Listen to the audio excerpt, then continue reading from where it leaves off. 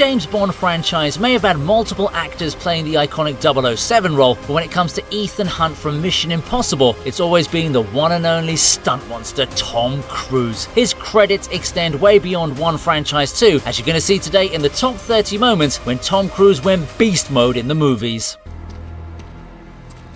What else you got for me, huh?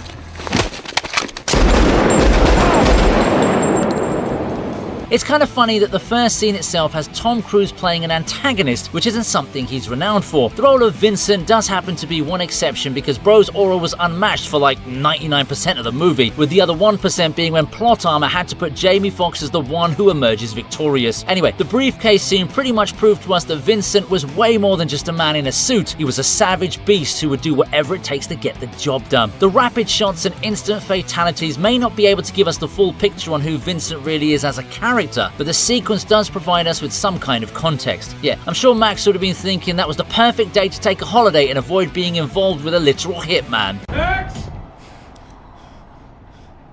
I do this for a living!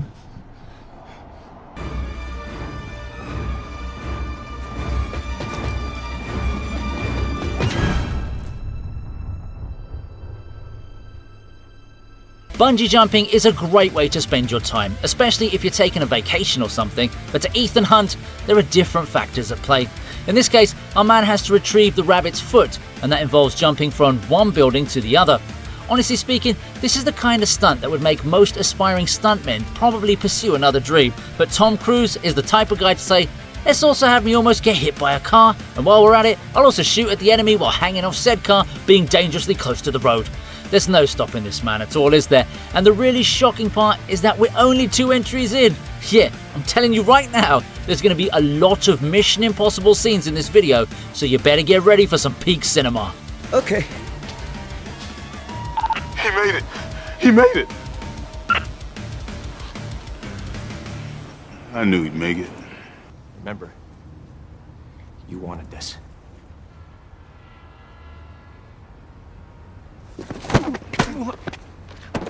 It's okay. You're okay. Get up. Oh! While we may know of Jack Reacher now as a hunky 6'4" muscle boy, it must also be brought to our attention that Tom Cruise played the character too. Yeah, I know it's not very believable considering our man is only 5'7" tall. Yes, that is a fact, you can Google it if you want. Anyway, even though Mr. Cruise may not fit Reacher's physicality, he still gets the savagery part right, as can be seen here in a brawl gone wrong from the other side. Just like Alan Richardson's character, Reacher predicts the way this fight is going to go before it even begins, and he pretty much nails it for the most part. The composure he showcases throughout the beatdown is what impresses me the most, and I'm glad that our man proved that size isn't everything. Having said that, I have to admit, he was being mean to that lady for no proper reason, so he did invite trouble. Stay here, Sandy. I don't mind the sight of blood. When it means you're not pregnant anyway.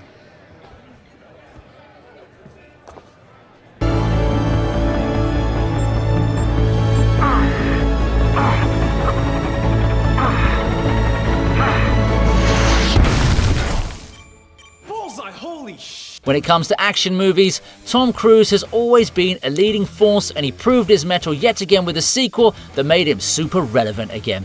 Well, he has always been famous, but Top Gun Maverick propelled him into the good books of Gen Z kids too, which is a pretty notable achievement for a man who's over 60 years old. Anyway, in the super popular test run scene, Maverick basically pulls a Thanos by practically telling everyone else, fine, I'll do it myself. And oh boy, not only does he successfully complete the test run, he also manages to do it in lesser time than the original parameters. It's a literal case of letting your actions do the talking for you, and even his biggest hater, Cyclone, had no other choice but to appoint him as captain.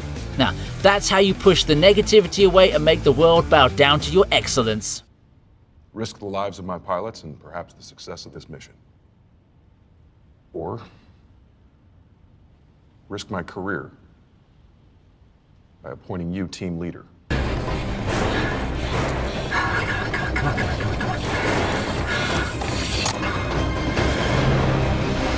Normally, one would scoff at the idea of a man the size of Tom Cruise telling a man the size of Henry Cavill how to do a halo jump. However, I don't think there's any other way this scenario can play out, really. Walker was trying to be all snobbish and arrogant right until he made the jump, and the moment it got serious, Bro lost like 1,000 aura points. Not Ethan Hunt though. That dude managed not only to jump perfectly, he also managed to avoid getting beaten by lightning and went on to try and save Walker too. This is such a thrilling moment because we're rooting for Ethan to save Walker, but at the same time, we're also like, hey, it's okay if he doesn't make it, Tom. Deploy that freaking parachute. It will still remain beyond me how Tom Cruise manages to do all of this and still be eager to perform an even more ridiculous stunt.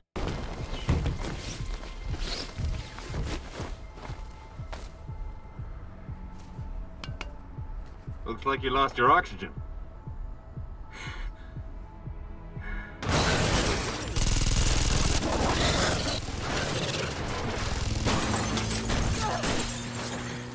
So this one's probably going to be the most unrealistic scene involving Tom Cruise because he's fighting aliens in it. I mean, it's not like Bro can tell the producer, I'm not doing this movie if you don't hire real aliens for the job. Anyway, Edge of Tomorrow is a cult classic that has extreme battle scenes wherein Major William Cage totally dominates one particular moment. Not only does he save his comrades, including Emily Blunt's character Rita, he also takes down multiple aliens with a living passion. You can see the look of determination in his eyes, almost as if to show that he's not leaving any survivors behind this time.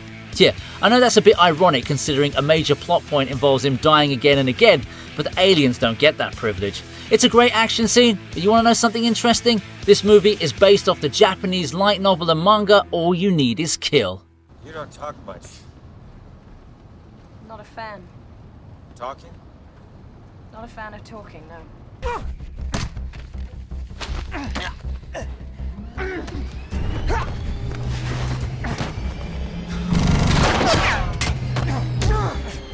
How often is it that you have to defeat yourself?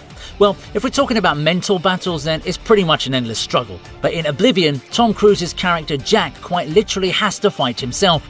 Also, because it's literally impossible to make human clones unless colossal biosciences is hiding something from us. This is probably one of only a handful of scenes where Tom Cruise has needed a stunt double. The fight may not be the most intense on the planet, but the point is that the stakes are high and Jack needs to stop the drone from flying away. It's a race against time and everyone's holding onto the edge of their seats right until real Jack gets it right and chokes the other Jack into submission. I wonder if this was the inspiration for Captain America to do the same thing to himself.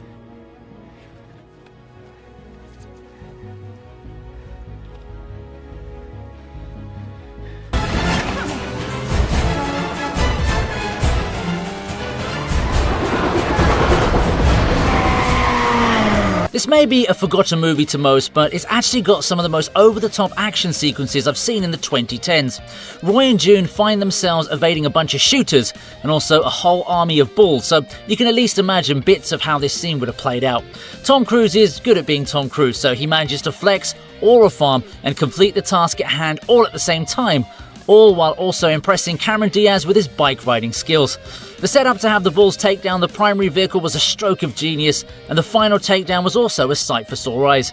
In my opinion, Roy could have actually been one of the most iconic characters of this era, but for some reason, Night and Day just didn't land with audiences the way it should have. See you down there. You sure? No.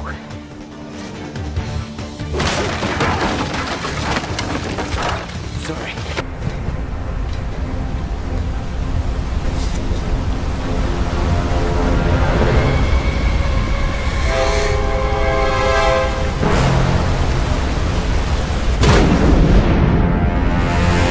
We've seen Tom Cruise in action so far on land and in the air, but this man isn't restricted by the limitations of elements, so here he is, diving into what looks like a freaking underwater abyss.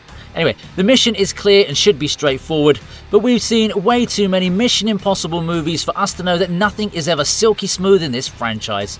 The fact that the pacing plays out perfectly is what makes the sequence so engaging to watch too. Even tough at times, you may just feel frustrated and be like, oh come on Tom, just catch the freaking tag will you? But even despite all the inconveniences that befall him, the man does manage to get the job done and allow his buddy Benji some safe passage. Yes, Ethan does need to be rescued by Lisa later on, but at least by that time, he manages to make another mission very much possible. Hey man, hey, you okay? How you doing? Hey, buddy. Benji. Yeah, Benji. You did good.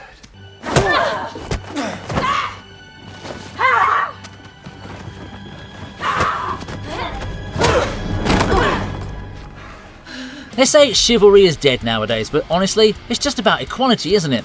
Take Ethan Hunt's fight against Paris and the other dude, for example.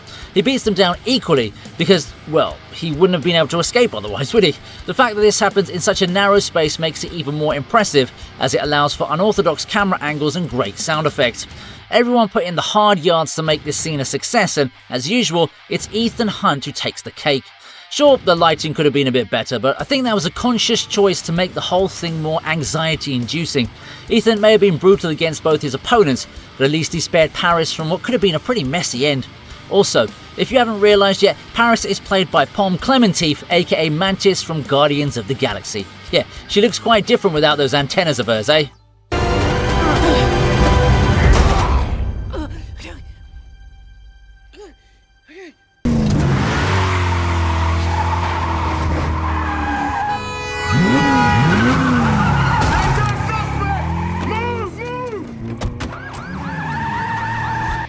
Jack Reacher makes yet another appearance on today's list, and this time he's showing off some beastly driving skills, that too, to the cops. Evading the law may be a criminal offence, but that's never really been an issue for a man like Reacher. We can see that his driving skills aren't exactly Formula 1 level, but that's what adds a very raw and realistic vibe to this scene. There's only one thing on this man's mind, which is to make sure the cops don't catch him, and at the end of the day, he does manage to do that with a cheeky disguise too, if I may say so. The sound of the engines was what made this even more appealing to me, and I must say that we need more scenes like this one, where there isn't a lot of talk and the focus is only on the action. I mean, the audience doesn't need an explosion every 30 seconds or so. Come on, we're smarter than that.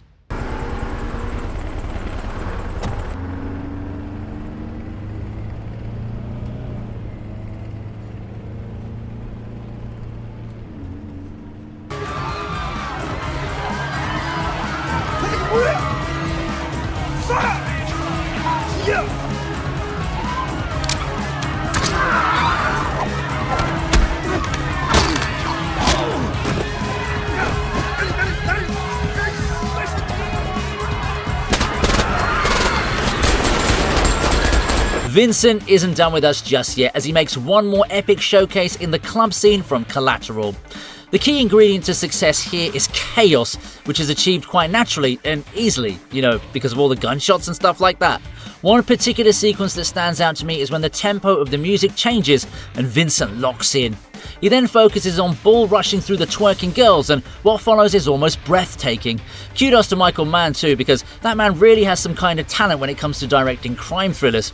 Tom Cruise is effectively a one-man army here, as he not only takes down all the guards, he also makes sure to shoot down his target multiple times to confirm the kill. Bro even landed a headshot in the end for good measure. I can tell that Vincent is a fan of zombie movies, eh?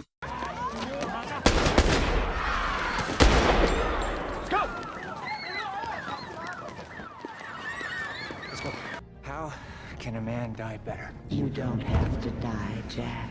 She doesn't have to die. Everybody dies, Sally. The thing is to die well. So this one actually has Tom Cruise sacrificing himself for the greater good, but that would actually make this more of a God mode scene than a beast mode one. Upgrades are always welcome at the TV region, so here's Jack setting off a bomb with none other than Morgan Freeman to save humanity from the alien AI Tet. Yeah, let's just hope that ChatGPT doesn't take inspiration from Tet, because we're going to need a man like Jack to save us then too. Bro actually bamboozled what was supposed to be the smartest form of existence and got the man who played God to partake in humanity's redemption with him. Honestly, this movie had some great themes and posed great philosophical questions, so I'm a little bit disappointed that it didn't get the love it deserves.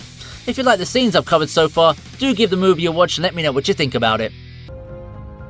Jack, that's not the survivor you promised me. No, it's not.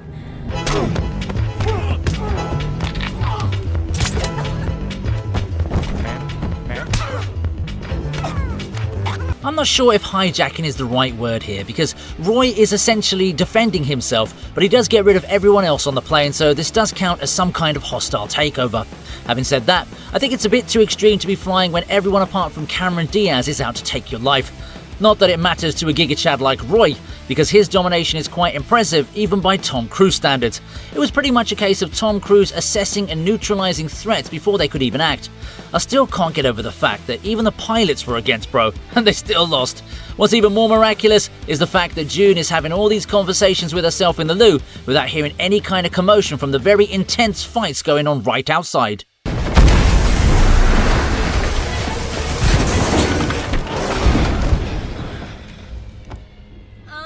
You have your seatbelt on? Will you asking me that now?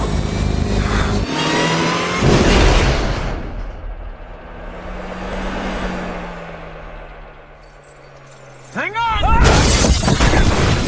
When you have a mission to complete, it doesn't matter whether you're driving a car, riding a bike, or doing both of them after nearly experiencing death.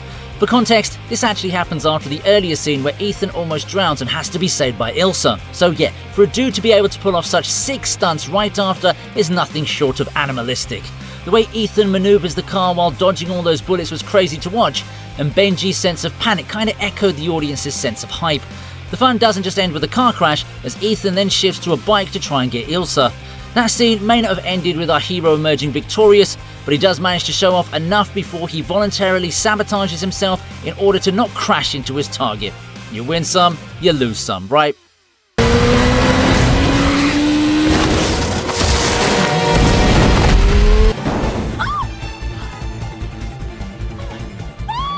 Hey, June!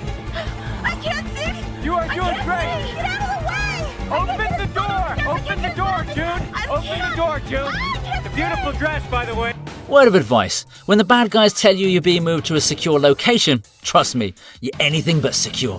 Now this is actually a pretty detailed sequence, but I want to pay attention to the part where Roy randomly shows up to save June and starts shooting at the enemy while casually holding onto the top of the car she's so desperately trying to drive. It's ridiculous for sure, but the unrealistic nature of the scene is what makes it so memorable. My key point of appreciation for Tom Cruise here is when he's just about to dodge a flying car, showcasing his really impressive reflexes. Then again, I shouldn't act so surprised because this is like any other Sunday afternoon for the superstar, isn't it? Once Roy gets into the car, you'd imagine the worst is over, but I've got to say, that dude sure has a knack for making things extremely difficult for June, even if it's for her own good. Please, stop shooting people. Okay, just stop shooting people. I know it in my heart.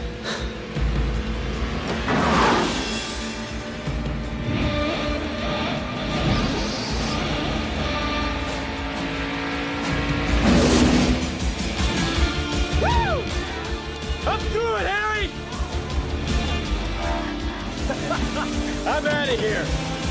I did mention how our man didn't have the best driving skills in Reacher, but if we go back in time to 1990, we'll see that he was actually an accomplished racer in the movie Days of Thunder. This is a scene that lasts like 10 minutes, but you're so caught up in Cole's mastery that you don't even realise where the time's gone. It's quite literally the same feeling you have when you're watching your favourite Formula 1, or in this case, NASCAR racers going at it. What actually got me good was when everyone just went to the changing station to help Cole get ready to rejoin the race. It's a sense of unity that his determination was able to bring about. You know what? I'm going to say it. This is the best NASCAR movie that's ever been made or will ever be made.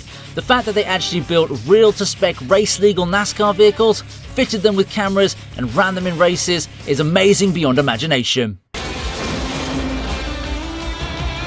Here come the cars to the finish line. It's Cole Trickle taking the win.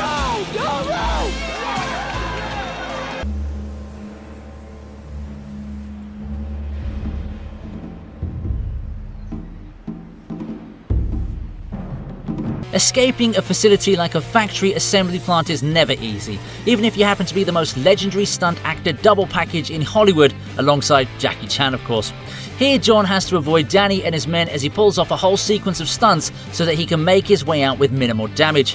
What stood out was the eventual escape where bro bamboozled everyone after making them sweat for so long. You know what, this scene kind of reminds me of the one in the Star Wars prequel film Attack of the Clones, where there's that fight sequence on a factory assembly line. Another thing to wonder is that both these movies came out in the same year. I wonder if it was a bet between cinema buddies Steven Spielberg and George Lucas on how similar they could make the scenes and how John Williams would score them both.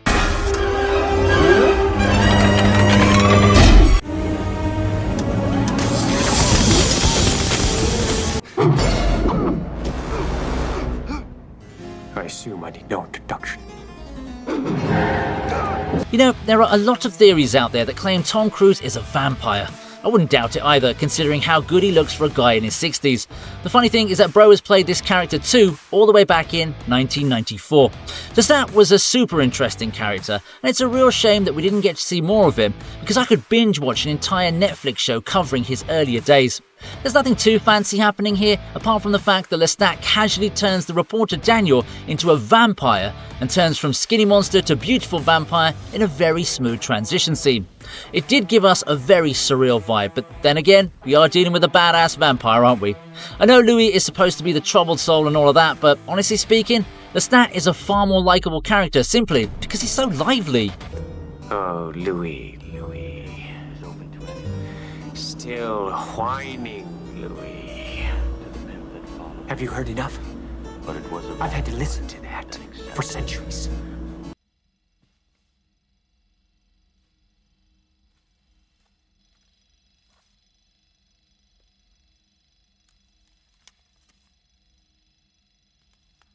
There are some scenes that can make or break a franchise, and when it comes to Mission Impossible, this legendary wire heist made it so awesome that we're still watching the sequels in theatres almost 30 years later. If I were to compare Tom Cruise to a beast here, it would be a very silent chameleon. Bro was near invisible and made sure not to make any noise to the best of his abilities. Even the sound design team did their bit with the minimalism, adding so much to the tension, which is already thick enough that you could cut it with a cleaver. I would say that Ethan's buddy Franz wasn't at all keeping with his vibe because he damn near cost them the entire mission. Then again, Bro did turn out to be a traitor, so it wouldn't have made a difference either way, would it? Either way, history was made, and Tom Cruise totally established himself as a proper action star.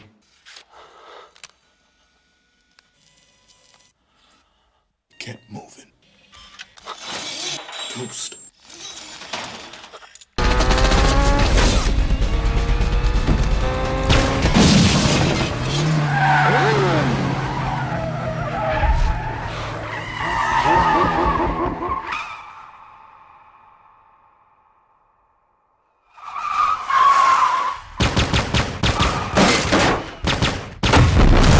It's top 10 time, so expect to see more of Ethan Hunt moving forward. For some reason, Tom Cruise on a bike just looks so much more like a man in his element, and this sequence from Mission Impossible 2 became a highlight of the franchise for that very reason. To be honest, this sequel didn't have a lot going for it, but some of the action sequences and stunts totally redeemed it in my eyes. Ethan Hunt barely puts a foot wrong here, as he totally outwits Sean with the fake disguise in the beginning, and then puts down several vehicles all while riding an appropriately named Triumph bike. The fact that this intense bike chase leads to the final battle makes it feel like poetry in motion, you know, if the poem is about farming aura while shooting at cars at high speed. Modern rappers could learn a thing or two from such art, you know.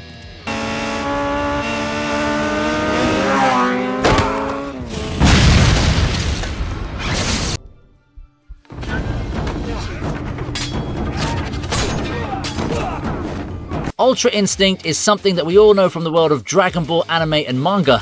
As it happens, Tom Cruise finds himself in Japan and gives us the human version of it, or at least that's what it looks like from the way this scene is presented to us. Nathan flexes so hard that even he doesn't realise what he's done. It pretty much falls under the definition of Ultra Instinct, as the man was moving without conscious thought. I think it's called mushin in Japanese culture, but don't come at me in the comments if I've not got the right term for it, okay?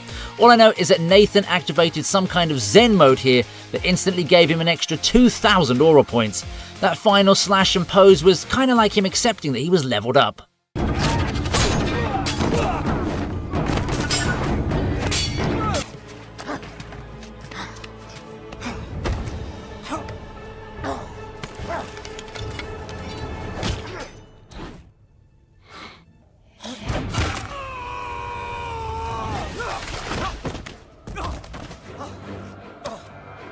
Normally, you'd be trying to run as far away as you could if you ever came face to face with the freaking mummy. However, this isn't the version we all loved with Brendan Fraser, so it's fine not to be scared of Armaneth. Nothing against Sophia Boutella, but her version of the Mummy just isn't believable, especially after we see Nick Morton totally dominating her in a scare war. Basically, Nick fuses with Set to take her down, and this is as beastly as a man can get because, sweet mother of God, the way he literally sucks the soul out of Armaneth was spooky as heck. I mean, how can I even be scared of the Mummy when Mr. Cruise here is looking so much scarier than her? This sequence was nothing short of sheer superiority, but sadly, it wasn't enough to save the movie.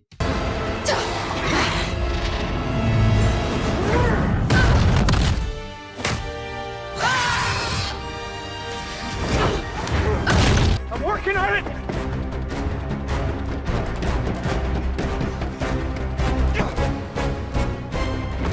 If there's one thing you can count on Tom Cruise to do in his movies, it's running. The man just doesn't stop, almost as if he's got some secret goal to beat Usain Bolt.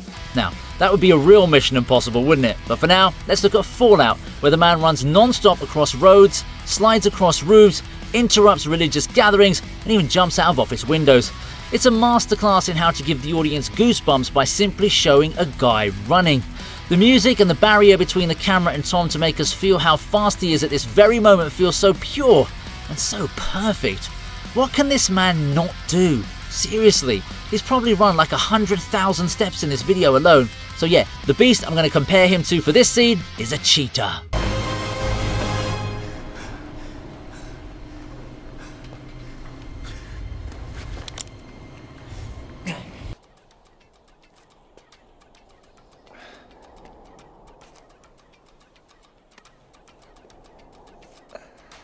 I was just talking about how Mission Impossible's first sequel was carried by its insane action sequences, and the highlight from all of them is right at the beginning of the movie. 4 years after the first film that gave America its own version of James Bond, you'd imagine the studio would want the audience to go, wow! And they sure managed to nail that part in the opening, which has Ethan Hunt doing some of the most outrageous rock climbing you'll see in your life. Bro makes us all look so bad in front of him, because how on earth are you able to hang with such class at such a high altitude? It's one of the coolest intros I've ever seen to an action movie, and I'm not even counting the bit with the exploding glasses that happens right after.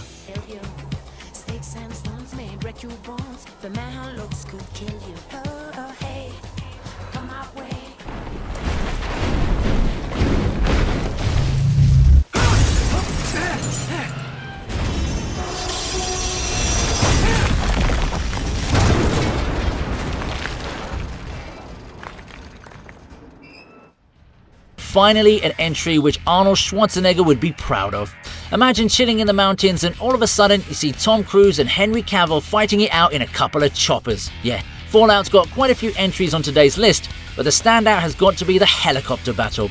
Our man gets to the chopper and also starts controlling it too.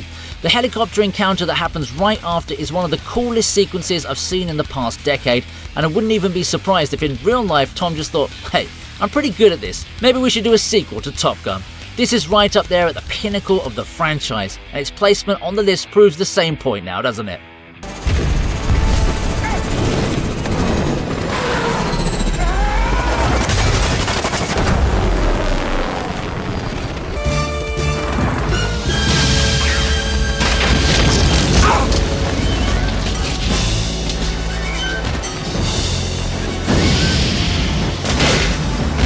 If choppers and underwater facilities couldn't stop Ethan Hunt, then there's no way a bullet train was going to do the same either. It did, however, allow him to go beast mode to the point where everyone stopped considering him to be a normal human being. This is a crazy high-stakes encounter, and it involves the three core characters that moved the plot ahead. So yeah, you could say it was the most apt finale the movie could have gotten. Blowing up Franz and Jim must have been satisfying for Ethan, but bro really didn't even have a second to celebrate, especially with that final shot of him barely avoiding death.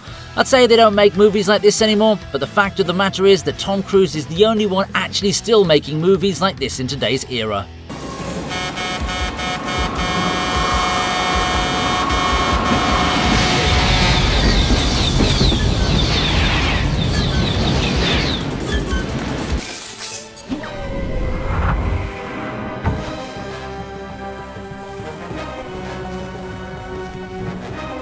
I can never forget that image of Tom Cruise just chilling at the top of the Burj Khalifa with pretty much nothing to support him at all.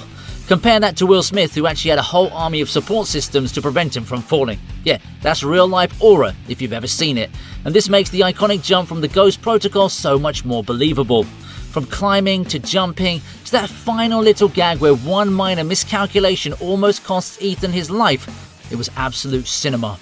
Try to imagine this. There were no stuntmen involved and it had minimal CGI, that too, just to hide the extra wires. Yeah, Tom Cruise is a completely different animal, isn't he?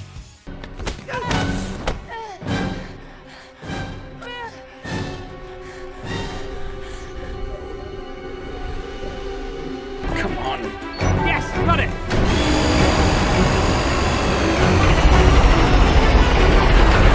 That's the wrong door! Tom Cruise doesn't require too many special effects. He just needs Benji's help to open the door. Not that one, the other door. How can I even describe what it felt like to watch this scene?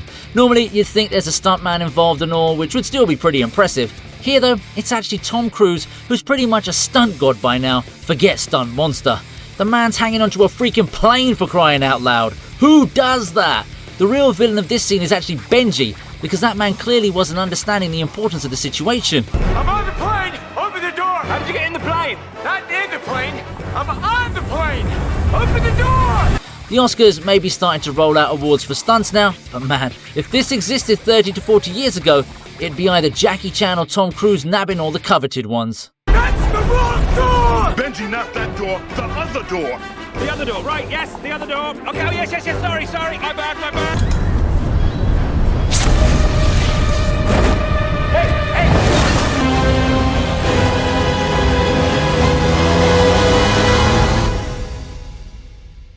The previous entry would have easily been number 1 on my list had I released this video before 2023. That's when Dead Reckoning came out and gave us the greatest stunt I've ever seen. I've run out of superlatives to use for Ethan Hunt, because what in the name of sweet baby Jesus was Tom Cruise thinking? This is such a dangerous stunt, but also, the payoff is huge. Bro not only jumps off a freaking cliff while riding a bike, but also manages to land inside a train, just barely saving Grace and keeping her alive for the sequel.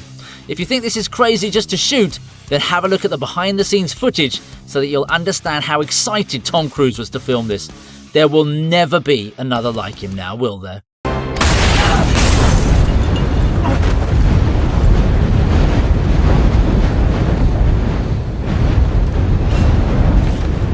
Hope you enjoyed the video. Please subscribe to the TV Region, and here's another video I know you're going to enjoy.